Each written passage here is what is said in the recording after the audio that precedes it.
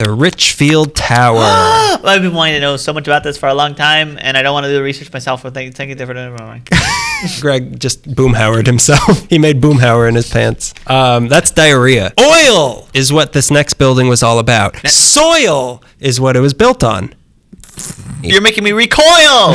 The company, Richfield Oil, the year 1905. Just another oil company that starts up in the western oil swamp that is Los Angeles. They took their sweet time and waited until 1917 to open up their first service station at Slauson and Central. But this was the town of Doheny. This was the town of Gilmore. Get it. This was the town of Getty. Get it. So Richfield wanted a bold way to assert their dominance. Yep. In 1929, Big Wang. They opened Big Wings. Chicken wings is how he did it. In 1929, the company got Styles O'Clements, which is my fashion name, the guy who did the El Capitan, the theater, and the Mayan, to design... Really? Yeah, they got him to design what they called a monument to petroleum. Oh, gross. The result was the Richfield Oil Company building, a.k.a. Richfield Tower. It cost $1.75 million and was built in a record 31 days. Are you serious? Yeah. 24 hours a day, keep working. The Empire State Building, they built that in like 3 months. Like everyone was so desperate for work and to have lunch on a steel beam. It was modeled after the Radiator Building in New York City. Okay. You've probably seen it. I thought it was the Ghostbusters building, but it's not. It's a really good looking building. It's a color scheme of black and gold to represent the black gold that Richfield made its fortune in. Oh, okay. Oil. Texas tea? Dino juice. The tiles on it were actually dark green and they just looked black in the sun, but the windows were accentuated with gold that had actual 14 karat gold sprinkled into it. This, along with the Radiator Building, were the only 2 black and gold office towers ever completed in the United States. Pretty sexy. It really is. This is a very good looking building, a very erotic building. I'm very turned on right now by this I building. would very much like for you to take your pants off. It was an office tower. That's what it was. It was used as the headquarters for the Richfield Oil Company. It was at 555 Law, 555 South Flower Street, and was described as the epitome of zigzag modern style, which is a type of Art Deco. It was like there was streamline and then zigzag, and that was all fell under the Art Deco banner. And it was probably the nicest Art Deco building on the West Coast at the time. And if it was still here, it still would be. Every Art Deco LA book I pick up, it's like 80 pictures of this. There was so much going on with the building. So we'll start from the bottom and work up like another Art Deco lover, King Kong. I want a flapper. Bring me a flapper. I want everything the 20s known for. I'm visiting in this country. I just want to get a little taste of everything. I want to down a subway car, grab a flapper, and climb an Art Deco masterpiece. I also want to attend a mass grouping of something, but then leave in a hurry. I want to be on vaudeville. It had a 2-story underground parking structure, which was one of the first ever put into an office building. Above the main entrance were 4 figures representing aviation, industry, navigation, and the postal service. There were 6 incredibly ornate and huge elevator doors, and on April 20th, 1929, 2 freight elevators were put in, making them the first ever on the West Coast. Really? The building itself was actually, it was a U shape with this front facade uniting the 2 sides that were facing Flower. The 12th floor was a social hall that hosted not just company events, but also became that was the place in town to go to to hold your special event. Imagine the quinceañeras. The most special event you can imagine, an open mic. Open mic comedy and poetry. On the roof was a rooftop garden, and it was guarded on all sides by these gargoyle/Roman gladiator statues that went all around the rim of the building. Fighting. On top of all that was why it was called Richfield Tower and not Richfield Gargoyle Nursery. Jutting 130 feet out of the roof was a giant tower that had the name Richfield on all sides in neon letters that were 8 feet tall each, with a bright bulb on top, giving it the look of an oil well gusher. Oh, wow. Gusher. You ever eaten gushers? This so sexy. This building is so sexy. It is. It's a very sleek building. Yeah. Again, take my pants off.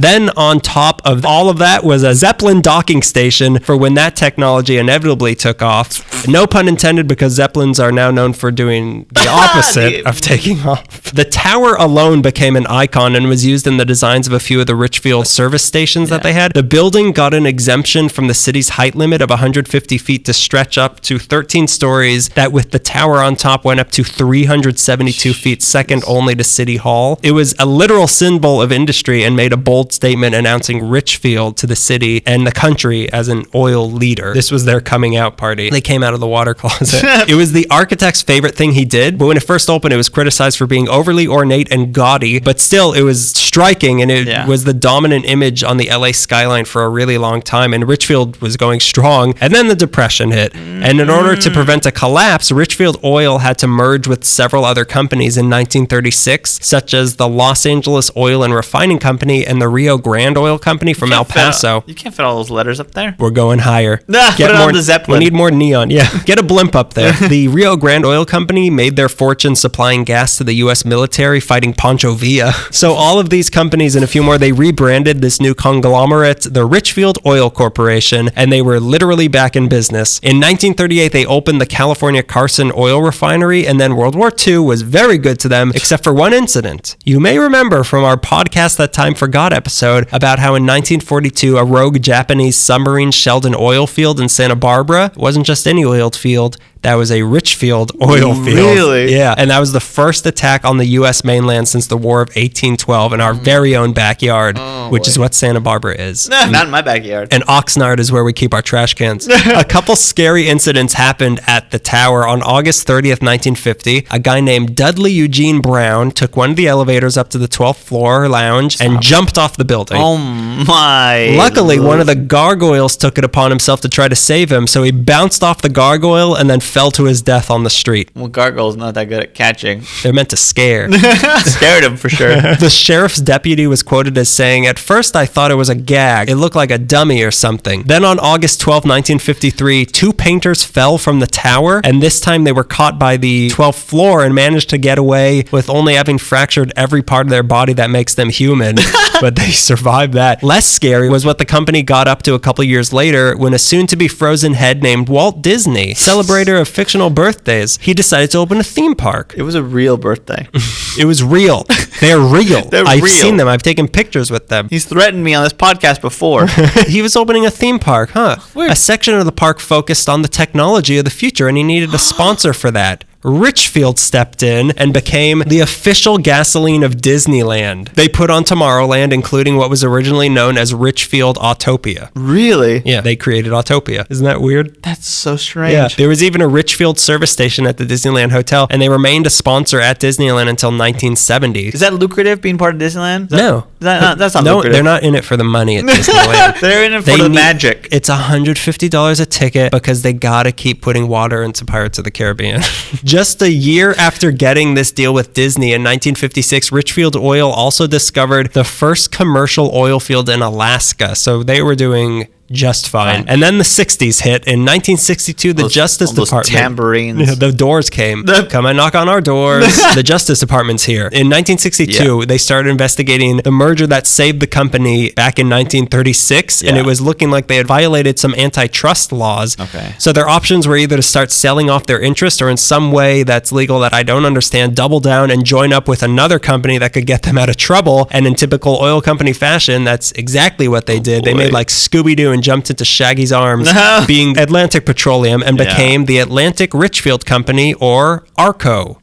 I feel sick. I feel like I have motor oil in my mouth. I feel like a young Cliff Henderson. But now with two companies working under one roof, they needed more room under that roof, and suddenly Richfield Tower just wasn't big enough for them. They tried to make it work, but instead they just decided that only half the building was still usable. Did they raise the roof? You couldn't because there's a giant tower on top of it. A few disjointed groups fought against the demolition, but this was in the height of Bunker Hill being raised and uglified, and on top of that, Art Deco wasn't pretty anymore in the 60s, so a handful of small groups didn't have a chance against any of this. So on November 12, 1968, they began to tear the building down, as they said, with tears in our eyes, which is not a safe way to operate heavy machinery. But they didn't just stop with the Richfield Tower. They decided to raise the entire block that was between 5th and 6th and Flower and Figueroa. They got rid of the IBM building, an apartment building, a car rental place, Dawson's bookstore, and the Douglas Oil Building, with the intention of turning this whole block into a mini Rockefeller Center that included the twin Arco towers that went up in 1970 and a few others that opened up in in 1972, becoming the Atlantic Richfield Plaza and now City National Plaza. These 52-story towers have the distinction of their own of defining everybody's favorite architectural style, corporate modernism. 90s ponytail. They set the model for office building style in the 70s and 80s. The 4 figures that were above the front of the tower were donated to the UC Santa Barbara Art and Design Museum, and then in 1982, 3 of them were put outside the UCSB Student Health Center, if you want to see those. I kind of do. Closer to home, on the northwestern side of the City National Plaza on the lower level are 2 of the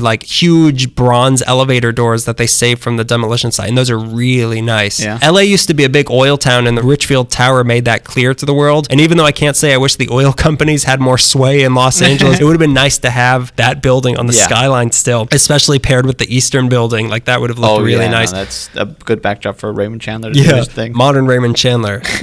Bosch. The loss of this building and the fact that there was no organized group fighting to protect it led to groups like the LA Conservancy being formed so that there could be a focused fight and something like this wouldn't happen again, even though it always does. On the positive side, it seems that ARCO opened the first AM/PM somewhere in Southern California, but I couldn't find where.